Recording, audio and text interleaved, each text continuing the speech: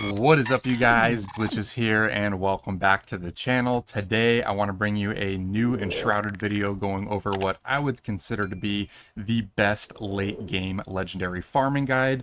The other great thing about this new location that I found is that it's also amazing for farming ammunition for you hunters and magic users out there. So I wanted to go and show that off. I know a lot of you saw my previous video going over the fastest location, which it is a really good location, has a lot of good drops. The only downside is it was meant more for the early game when you're just starting out in the new update. The max level that you could get on those drops were like 28, which would then upgrade to a max of like 33. But as we know, the max level is 40, so I want to find a new location for the end game where you can get some really good end game gear that you'll be able to use for the entire update, even in your final builds. So let's jump right into it. The new location that I am referring to is going to be the new Hollowed Halls location. Some of you may already know this spot, but you may not know the most efficient way to set up the farm. You can actually build an altar right inside the Hollowed Halls. I will preface this video by saying do not do this setup right away if you're not max level yet, because in my opinion this is also the best location to farm experience. There is a ton of easy to kill skeletons that pack up really tightly in front of the doorway, and you can actually burn them down super quick at like 10 plus at a time. That is the main way that I got to max level. I was at like maybe level 30, 31, and within a little over an hour or so of farming this spot, I was able to hit max level just by doing this location, because you can get XP super fast, especially if you break all the pots, because you get a lot of experience scrolls and things like that.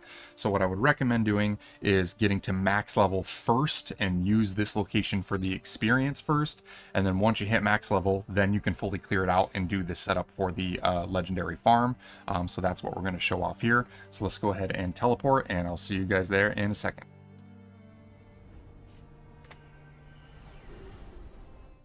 All right, so here we are. And now the cool thing about this location is you don't need to bring a grappling hook. You can if you want, if you're like a warrior main and you don't care about arrows or spells, things like that. You could put this altar closer up and have it in line right with the front of the sarcophagus, and then just put your grapple anchor there. So as soon as you teleport in, you can just grapple to this little chest and go ahead and loot it and just get your infinite weapon spawns from the chest there. But what I like to do, and what I haven't seen people do, is put the altar a little further back so that the borderline of your build territory, if we go to our hammer, is actually just in front of this first sarcophagus here.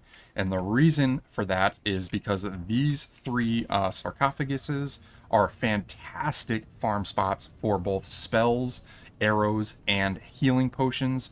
And if you put your border right up to the sarcophagus, you're not going to be able to get the infinite loot glitch from these three chests. So I wanted to make sure that I put my altar far enough back to where I could so that I could take advantage of not only the main legendary sarcophagus, but the three smaller ones as well. The other thing that I want to say before going into this little setup is, if you're like me and a creator and just want to do your farming as quickly as possible, there is one thing you can change in the settings to make it a little bit quicker. If you go to the main menu and go to your private server settings and go to edit, scroll all the way down to the bottom, and right here you have a loot amount slider.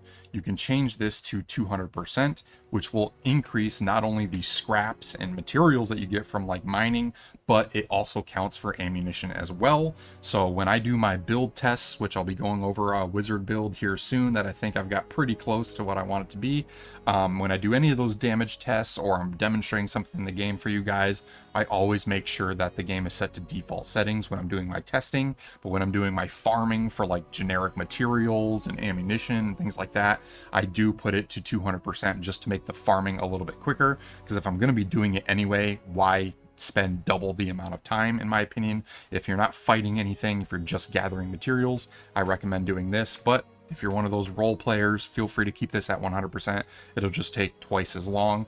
These chests still drop a ton of ammunition and spells, about 6 to 8 of them on the 100% amount. But if you put it to 200%, you're going to start seeing between 16 and 20 stacks of all of these max level spells and arrows dropping from the mini sarcophaguses. So a great option to turn on when you're farming for materials is that right there. But let's go back and show off what we can get here. I also farmed this for 30 minutes or so, a little over 30 minutes, and put everything that I got in my inventory and in a chest next to the flame altar. So I'll show off everything I got here in a minute as well. But if you put the flame altar like this, that is the pattern that you want. That front edge pattern with the gap in the middle of the edge of the block, that's the direction that you want your altar to be facing. So if you happen to be putting it down and it's not rotated that way, make sure that it's rotated in that orientation with that pattern facing forward.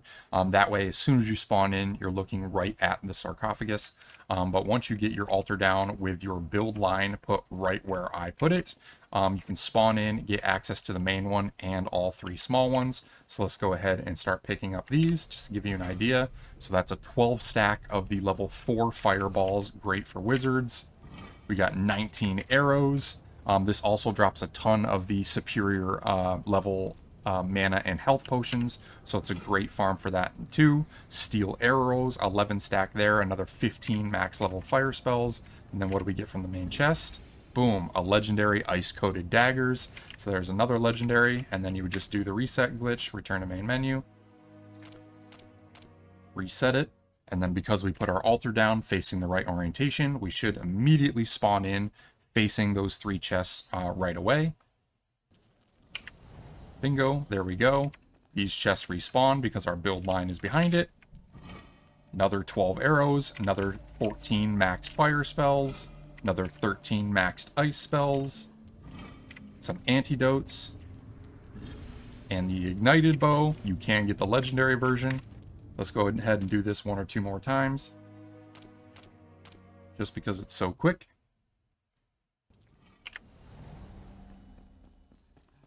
Grab these three small ones. Got the max level bandages, max level healing potion, some more arrows, and the Darkwood Axe. I've got that as a legendary as well. Let's run it one more time.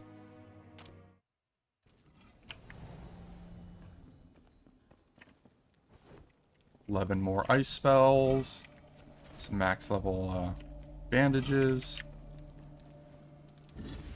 and the Nova. That can drop as the legendary version as well.